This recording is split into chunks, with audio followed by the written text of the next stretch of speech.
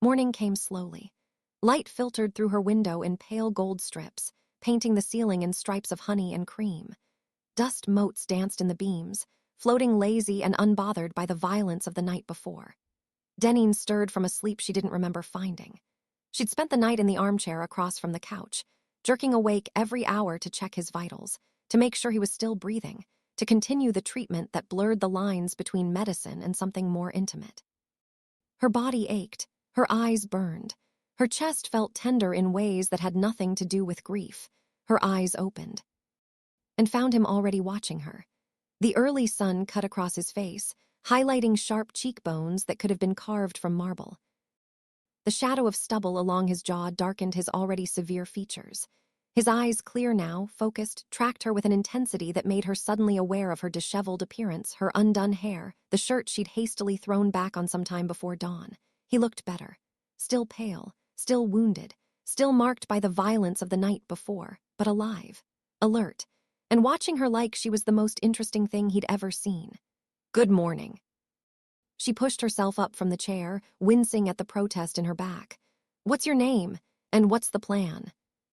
Direct, no preamble, no awkward dancing around the situation. A dying man had landed on her doorstep.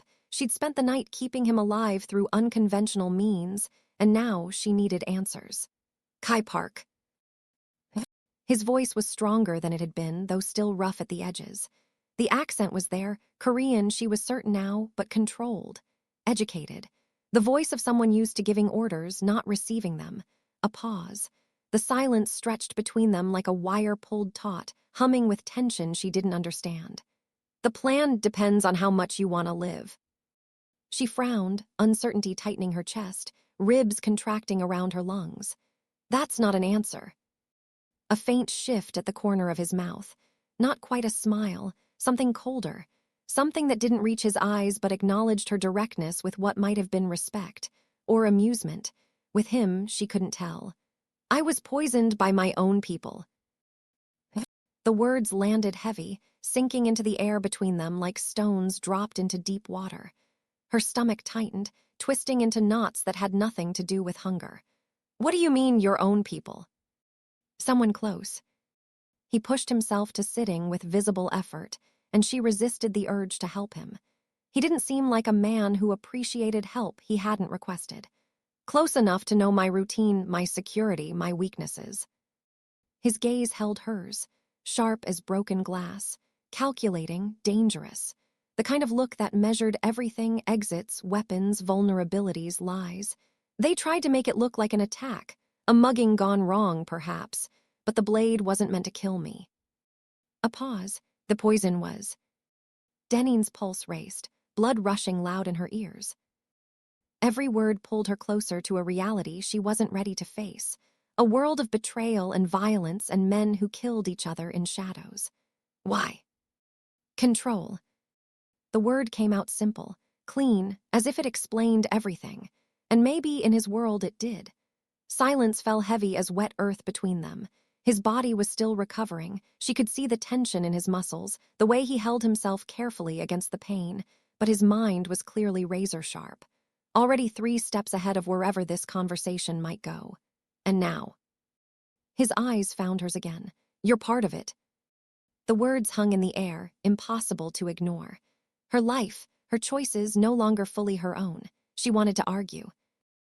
Wanted to point out that she hadn't asked for this, hadn't signed up for whatever war he was fighting, didn't want any part of his dangerous world. But even as she thought it, she knew it didn't matter. She'd brought him into her home. She'd saved his life. She was involved now, whether she wanted to be or not. His eyes narrowed, black irises contracting, and then he moved, fast, too fast for someone who should still be too weak to sit up without help. His hand reached into his jacket with controlled precision, pulling out a phone. The screen lit his face in cold blue light, casting shadows that made him look less human, more like something carved from night itself. She watched him, heart pounding, as his entire presence shifted. The wounded man from her couch was gone. Something else had taken his place, something lethal. He spoke rapidly in Korean, voice controlled and urgent, each syllable clipped and precise. She couldn't understand the words, but she understood the tone. Commands, Questions that expected answers, the cadence of someone who led and expected to be followed. A pause, listening. His jaw tightened, a muscle jumping beneath the skin. His voice sharpened, cutting through the air like a blade being drawn. He ended the call. Silence dropped like a curtain. What does that mean?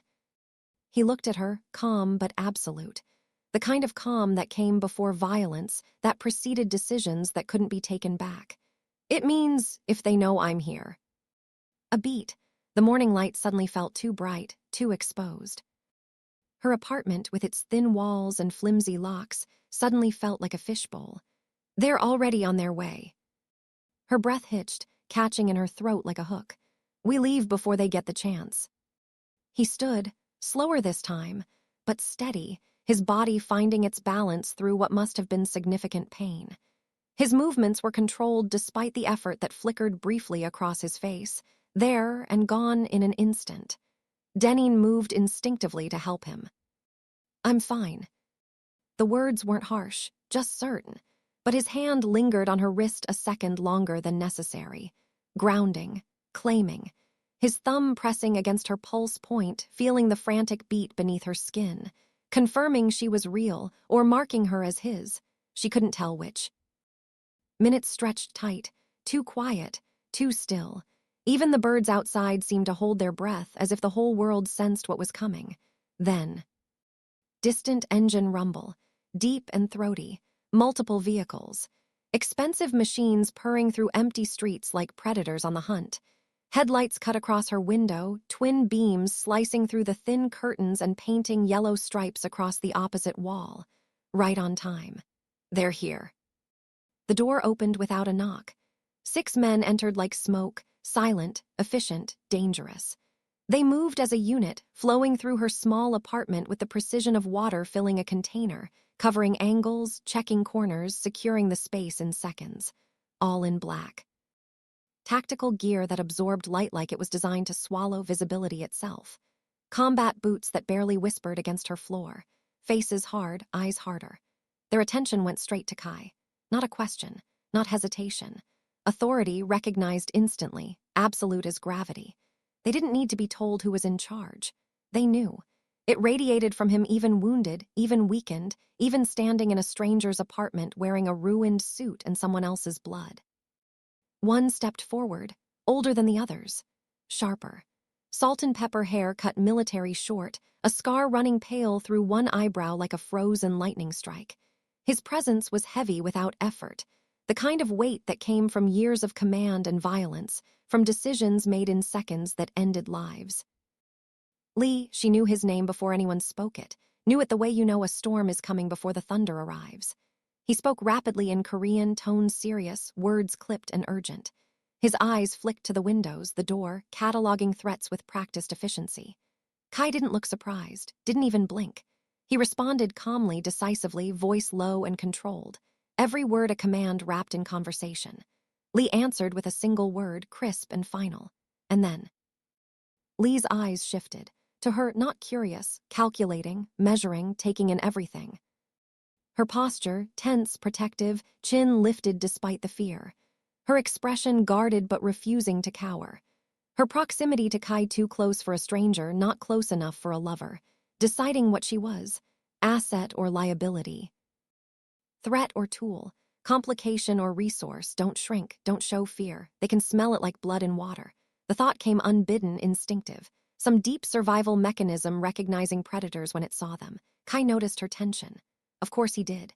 His gaze flicked to Lee, a warning. Silent, clear as a drawn blade. She's mine, don't even think about it. The words weren't spoken, but they might as well have been. Lee looked away first, jaw tightening almost imperceptibly. The hierarchy was clear. Kai rose carefully, every movement controlled despite the pain she knew he was masking. His hand went to his shoulder unconsciously, pressing briefly against the bandage beneath his shirt, a gesture she'd seen 1,000 times from patients who couldn't quite believe their bodies had betrayed them. Deneen's heart pounded as he scanned the streets through her window, then toward shadows she couldn't see, threats invisible to her but clear as daylight to him. We need to move. Now. Not a suggestion, not a request, an order that included her without asking permission. She should argue. should demand to know what was happening, where they were going, why she was apparently being swept into whatever this was. But the look in his eyes stopped her. This wasn't negotiable. And somewhere deep down, some part of her didn't want to negotiate. Some part of her wanted to fall. She grabbed a small bag, pathetic collection of wallet, phone, keys, her mind racing, trying to process everything that had happened in the last 12 hours. The poison, the revelation, the strange intimacy of the night, the danger closing in like walls. They moved through her apartment in silence, efficient, controlled. Kai held the hallway light off, checked corners with the practiced ease of someone who'd done this 1,000 times. Every step was calculated, measured, purposeful. Her home, the space that had been her sanctuary, her grief cave, her hiding place from a world that had taken too much, suddenly felt foreign. Small, a place she was leaving behind. Outside, 2 black SUVs waited, engines running, exhaust curling white in the cool morning air. Doors open like dark mouths waiting to swallow her whole. She felt the cold metal of the vehicle beneath her fingers as Kai guided her inside with a hand at the small of her back. Close, protective, possessive. The leather seats were butter-soft. The interior smelled of leather and gun oil, a combination she'd never encountered before but would never forget. The city blurred past tinted windows as they pulled away, palm trees and traffic lights and early morning joggers, the ordinary world spinning on while hers tilted dangerously sideways. Deneen clutched her bag like it could anchor her to reality, to the life she thought she controlled, now shrinking behind them with every turn, every mile, disappearing like smoke. Kai's presence beside her was constant, silent, watching. And she could feel it, that low, dangerous pull. His eyes tracing her movements like a physical touch, assessing, wanting. Fighting to keep control. Knuckles white where his hand gripped his knee. What am I even getting myself into? Who is he really, and what does he want from me? Her hands curled around her bag strap, knuckles white, nails biting into her palms. Kai's gaze never left her, not the way a friend looks, not even the way a lover looks. Hungry, possessive, the look of a predator that had found something worth keeping. Trying to contain the storm of desire simmering beneath his calm exterior, visible only in the tension of his jaw, the slow exhale through his nose, the way his body angled toward her like a compass finding north. The SUV cut through Los Angeles traffic like a knife, smooth, fast, weaving between cars that seemed to instinctively move aside. Every red light, every turn, her mind raced in circles. And every second, Kai's restraint became more visible. The subtle tightening of his jaw. The way his fingers flexed near the console, then curled into a fist. The way he inhaled slowly through his nose when she shifted in her seat, her thigh brushing his. Kai, you're quiet. Thinking. His voice was low, rough at the edges, strained in a way that had nothing to do with his injuries. And she knew what he was thinking wasn't about strategy, wasn't about escape routes or enemy positions or whatever war he was fighting. It was her. Every line of her body pressed against his awareness like a bruise, and he was holding himself back with visible effort. She should have been frightened, should have been planning her escape from whatever this was. Instead, she felt something else entirely. Something that scared her more than all the guns and blood and danger combined. The cityscape shifted outside the windows. The SUV pulled off the main road, tires crunching over gravel that cost more than regular gravel. Trees appeared manicured perfect, the kind that had gardeners and schedules. Gates, 12 feet high, wrought iron with security cameras mounted every 10 feet, tracking their approach. Guarded walls. Concrete topped with something that glinted sharp in the morning sunlight. A fortress. Her stomach twisted with apprehension and something else. Something sharper, darker, unfamiliar. A thrill that felt dangerous to acknowledge, excitement masquerading as fear. The gates opened seamlessly, rolling aside on silent mechanisms that probably cost more than her car. Armed guards moved like shadows in the morning light, silent, precise. Black tactical gear, earpieces, weapons held with casual competence. This was a world she'd never seen. And yet, she felt tethered to it already. To him. Kai opened the SUV door for her himself, morning light spilling into the dark interior. A hand extended, commanding yet patient. Long fingers, scarred knuckles, a silver watch catching the light. She hesitated, pulse high, throat tight, but stepped out. Her feet hit smooth pavement that probably had a name and a price tag. the kind that cost more per square foot than most people's rent. Inside, the foyer was just as cold as the exterior. Clean lines, dark marble veined with gold, polished to a mirror shine that reflected everything and revealed nothing. Floor-to-ceiling windows looking out onto manicured grounds. Minimal warmth, all steel and glass and sharp edges. Modern art on the walls, abstract pieces in black and red that looked like controlled violence frozen in time. Like someone had captured destruction and called it beautiful. And Kai's eyes followed her every move. Desire restrained but visible in every glance, yet raw, burning just beneath the surface like embers waiting for wind. "Follow me." He led her through hallways she couldn't begin to map. Endless corridors, identical doors, turns that seemed deliberately confusing, a maze designed to disorient intruders, to make escape impossible for anyone who didn't belong. Every step he took was calculated, purposeful.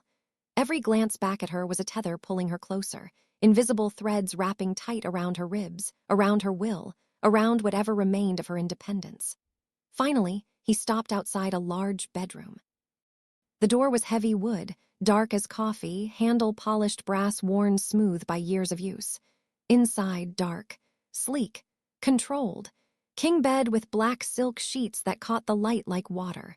Floor-to-ceiling windows with blackout curtains pulled tight. A bathroom visible through an open door, all marble and chrome and clean lines. A place of power, and of need. "This is where you continue."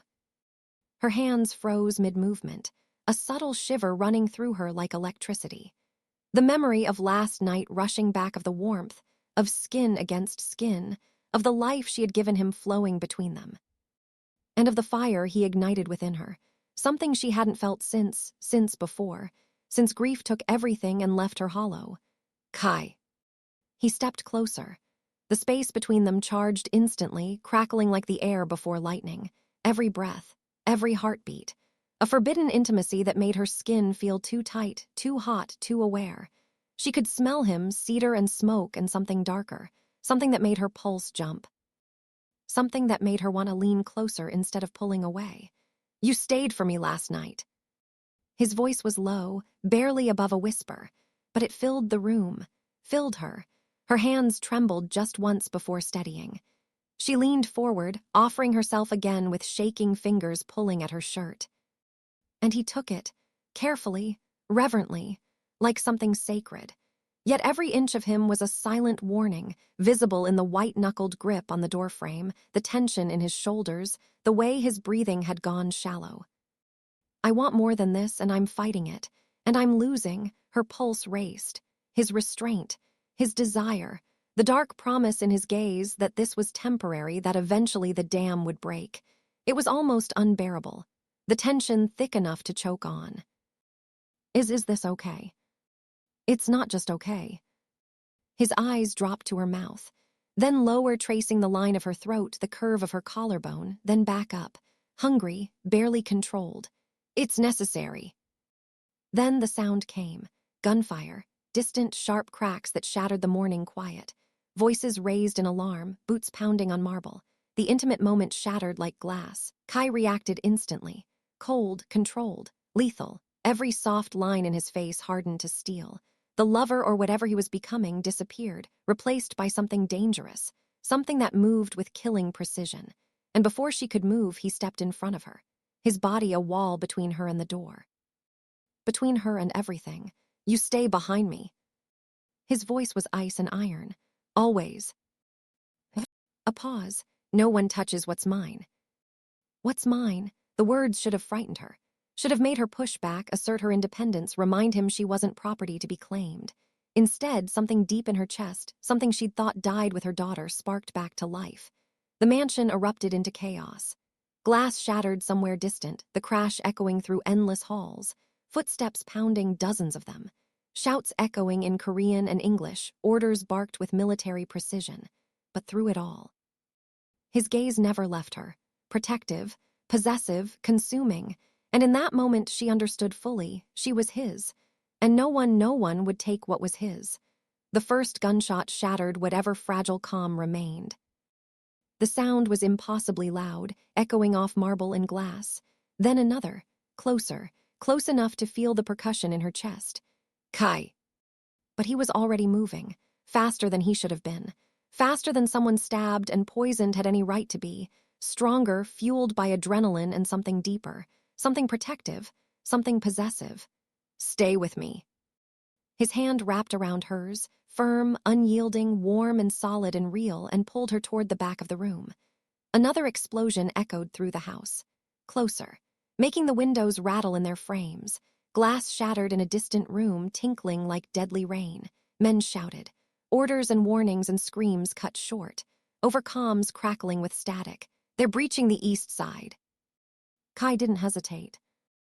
Didn't even pause. He moved down a hidden hallway, one Deneen hadn't even noticed before. A seamless door in what looked like solid wall swinging open at his touch. His grip on her hand never loosened. Not for a second. His palm hot against hers. Fingers laced tight like he'd never let go. They reached a steel door at the end of the passage. Seamless. Reinforced. Hidden in plain sight, no handle, no visible lock. Inside, now. He pressed his palm to a scanner. The glass glowed blue beneath his skin. A beep, mechanical, final. The door slid open with a pneumatic hiss, heavy and absolute. The safe room sealed them in with a click that sounded like fate locking into place, not just from the danger outside, but from everything building between them inside. The space was small, 12 by 12. Concrete walls reinforced with steel plates. A single door. Monitors lined one wall, showing dozens of camera feeds flickering with movement. Hallways, gardens, gates, men running, weapons drawn. Muzzle flashes lighting up hallways in strobe-like bursts. Lee's voice cutting through static as he directed the others, sharp commands in Korean. But Deneen barely heard any of it, because Kai hadn't taken his eyes off her. Not once. His chest heaved, breath coming hard. And she couldn't tell if it was from exertion or restraint. It was different now. The air between them had changed, thicker, hotter, charged with something that had been building since the moment she'd knelt beside him on that dark street. His eyes traced her face, her throat, the rapid rise and fall of her chest. And she realized, trapped in this small room, danger outside, adrenaline singing in their veins. There was nowhere left to run. From the threat, or from this. Not the weakened man from her couch. Not the one barely holding onto life in her arms. This version of him. Was aware, watching, wanting. Again. The word settled deep in her chest, vibrating through her ribs. Not rushed. Not desperate. Certain. Her body reacted before her thoughts could organize, a flicker of heat low in her belly, a tightening she didn't want to acknowledge. This wasn't supposed to feel like this. Wasn't supposed to be this. Kai. But her voice didn't carry the strength it had before. It wavered, breathless, and he heard that. He stood this time, slowly, deliberately, closing the space between them until there was nothing left of it. The concrete walls seemed to shrink, the monitors forgotten. The chaos outside fading to white noise. Too close. She could feel the heat from his body now, radiating through the thin fabric of her clothes. The steadiness of his breathing stronger than it should have been. Deeper. Controlled, because of her. You stayed. His hand lifted again. Finding her wrist like before, fingers circling the delicate bones. But this time, he didn't just hold it, he traced it. A slow movement up her forearm, intentional. His thumb drawing circles on the inside of her elbow, finding the pulse point there. And her breath betrayed her, hitching audibly in the small space. She should have pulled away, should have stepped back, but she didn't.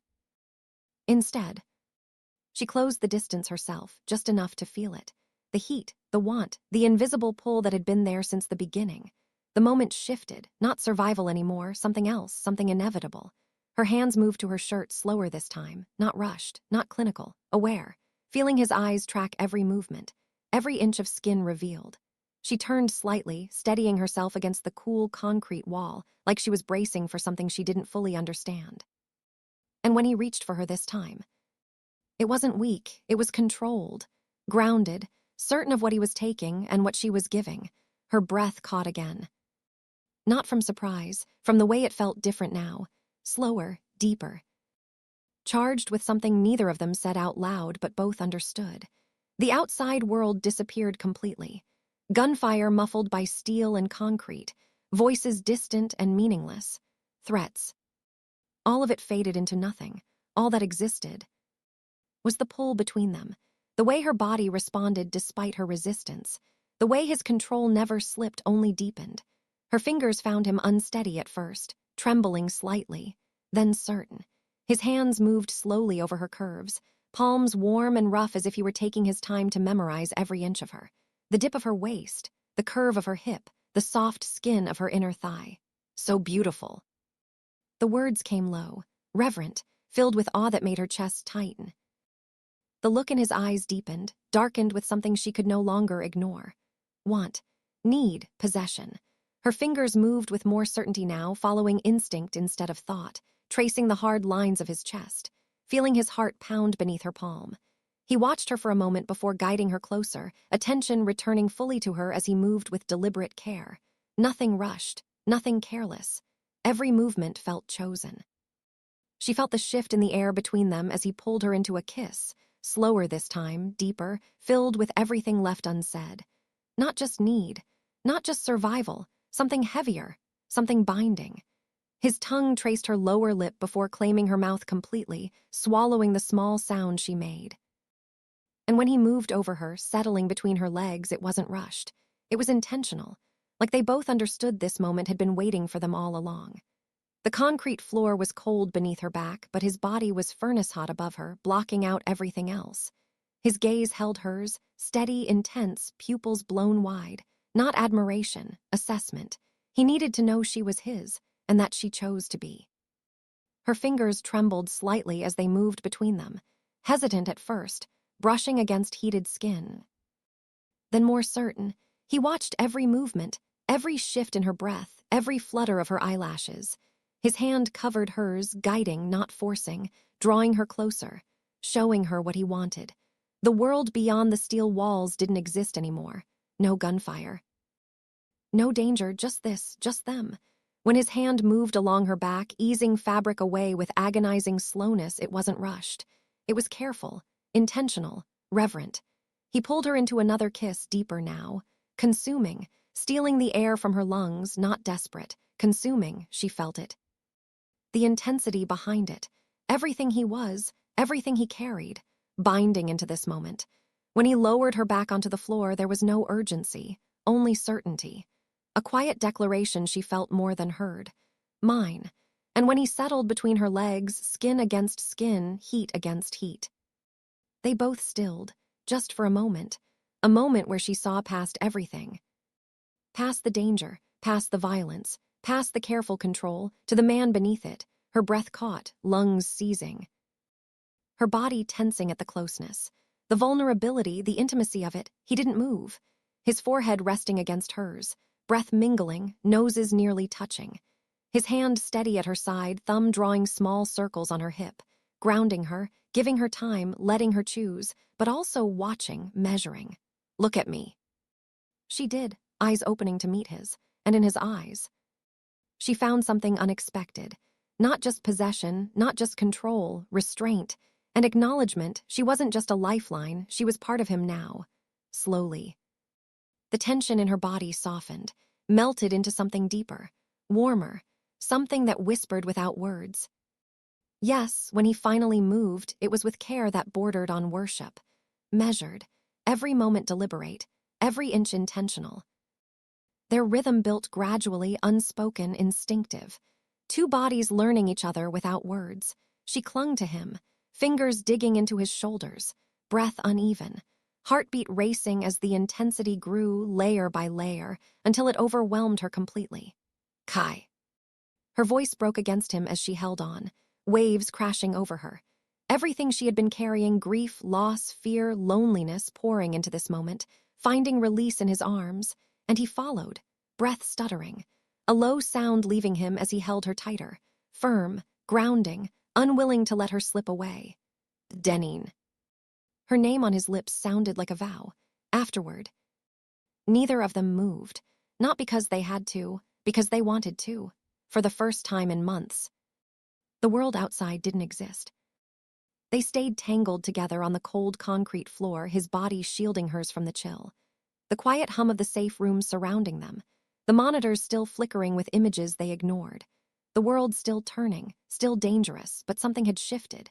Closer, heavier, more real than either of them was ready to admit. His hand lingered at her waist.